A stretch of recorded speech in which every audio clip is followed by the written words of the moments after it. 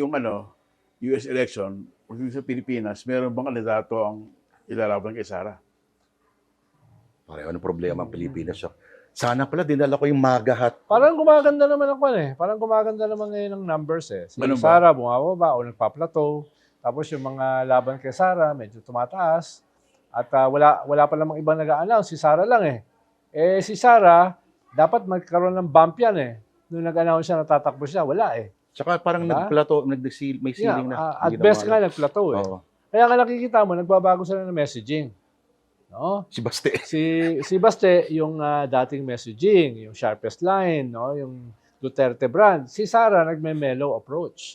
Dahil nga, pag nagpaplato ka, bumababa ka, kailangan mo makakuha dun sa hindi sa'yo. No? Dahil yung sa'yo na, Wala na yun. nababawasan Sa'yo na yun. So, ang habol mo, yung hindi sa'yo. Kaya makikita mo sa messaging, nagka-ribbon cutting, no?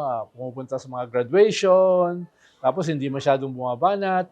So, tingin ko nag-a-adjust sila ng PR strategy. Dahil yung dating brand nila na Duterte, parang naabot na yung limit. Oo. So, kailangan nila ng bago. Tsaka nakasawa na Oo. Pero hindi ba surprising parang from a strategy standpoint, parang of all the times na parang medyo maglo-low-key si Sara Duterte, ngayon pa talaga? At sa lahat ng kagagalitan talaga, napikon talaga siya sa law school. Pero hindi siya hindi siya low key in the sense na hindi siya masyadong public.